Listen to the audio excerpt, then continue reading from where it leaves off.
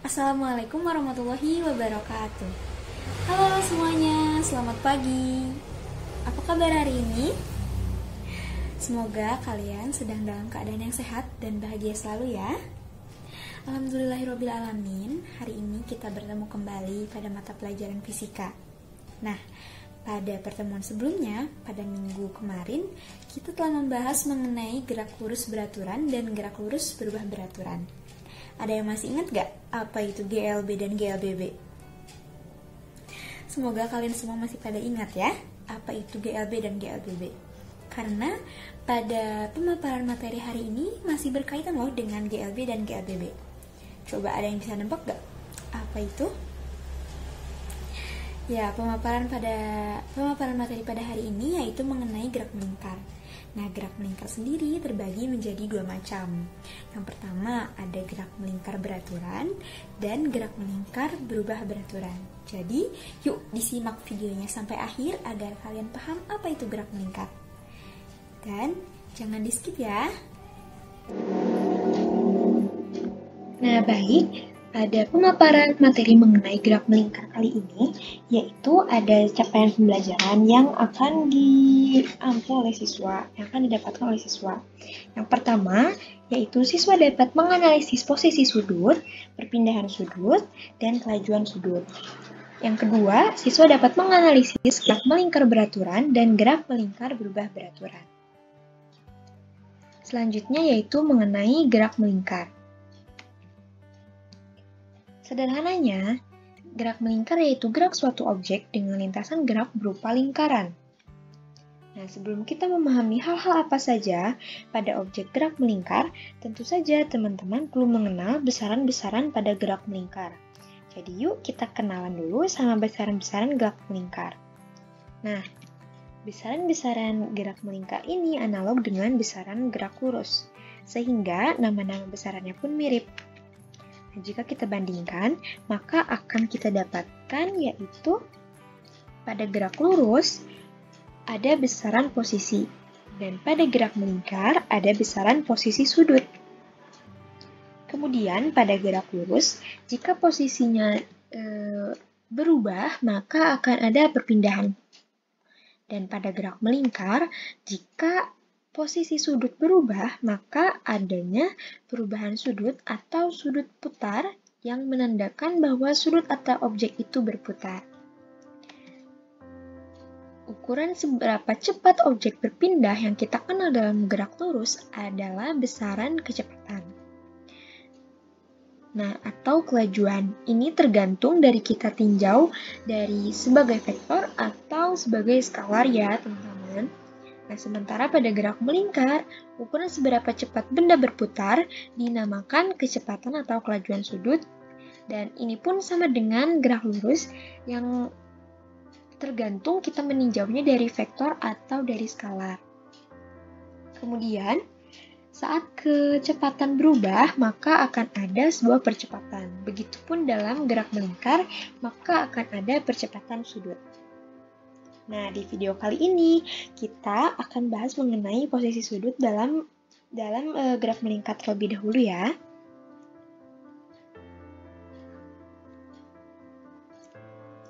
Nah, untuk suatu benda yang sedang bergerak melingkar dengan lintasan lingkaran yang jari-jarinya tidak berubah yaitu R, nilainya tertentu, posisinya selalu berada dalam titik-titik dalam lintasan ini. Contohnya ini, posisi sudut. Nah, posisi sudut dengan satuan derajat atau putaran. Satu putaran sama dengan 360 derajat, atau satu putaran sama dengan 2 V radian. 2 V radian sama dengan 360 derajat, maka V radian sama dengan 180 derajat. Selanjutnya yaitu mengenai perpindahan sudut. Misalnya, kita tinjau posisinya pada satu titik sembarang. Di sini ya, teman-teman. Nah, kalau kita identifikasi posisinya menggunakan diagram kartesian, maka posisi benda ini tentunya berada pada X1,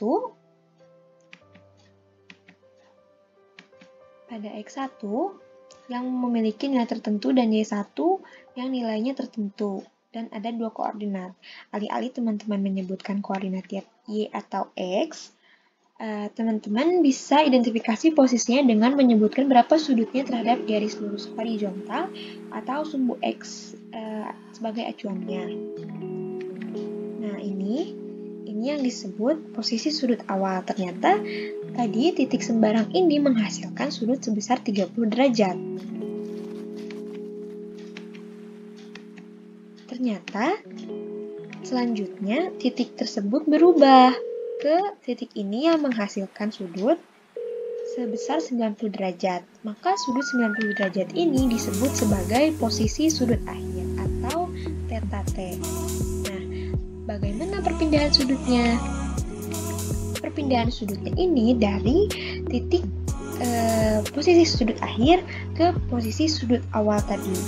Atau bisa jadi disebut dengan sebuah perbandingan atau selisih. Maka dapat dihasilkan perumusan matematisnya yaitu delta theta sama dengan delta T min delta 0. Nah, jika kita coba mencari untuk delta theta ini, kita masukkan delta T-nya sama dengan 90 derajat.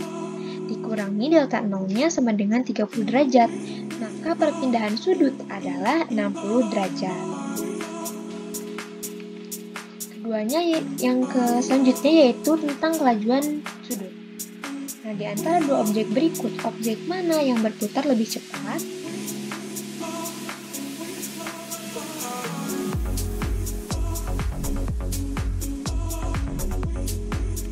Nah, baik. Ternyata partikel A ini atau objek A menempuh satu putaran lebih cepat daripada partikel atau objek B. Partikel A memiliki kelajuan sudut yang lebih besar daripada kelajuan partikel B. Kelajuan sudut ini menyatakan ukuran seberapa cepat suatu objek berputar atau berpindah sudut. Nah, dilihat dari pernyataan ini, maka kelajuan sudut berkaitan dengan perpindahan atau delta T, dan seberapa cepat atau lambatnya disebutkan dalam delta T. Nah, dalam gerakan melingkar, objek bisa saja bergerak dengan laju konstan, bisa juga bergerak melingkar dipercepat. Maka terlepas ia dipercepat atau tidak, kita dapat menentukan kelajuan sudut. Kita dapat menentukan kelajuan sudutnya, teman-teman, dengan rumus matematisnya yaitu rata-rata omega sama dengan delta theta per delta T dengan satuan SI untuk kelajuan sudut yaitu radian per second atau putaran per menit atau RPM. RPM ini sama dengan radian per menit ya.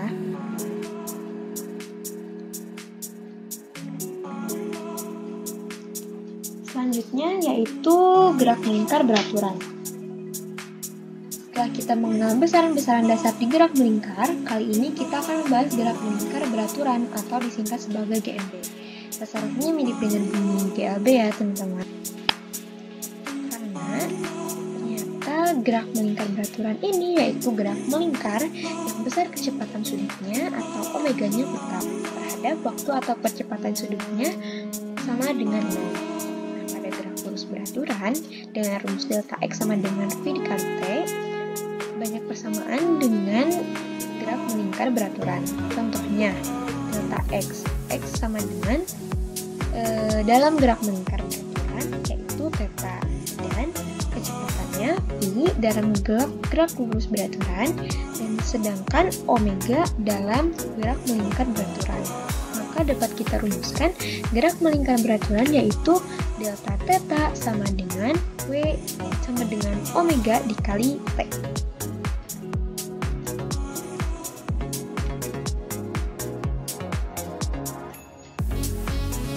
Berikutnya, untuk setiap benda yang melingkar beraturan kita sebut gerakannya sebagai periodik. Nah, ada periodik atau waktu tertentu untuk sekali mengelilingi lintasannya, dan nilai waktunya tetap. Contohnya perputaran jarum jam ya.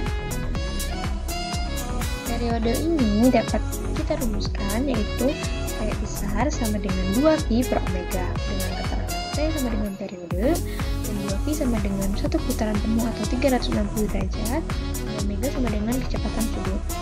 Lalu frekuensi yaitu banyaknya putaran tiap satuan waktu atau sekon. Dengan rumus matematis, yaitu F sama dengan omega per 2V. Dengan keterangan, F sama dengan frekuensi dan 2V sama dengan satu putaran penuh, dan omega sama dengan kecepatan sudut.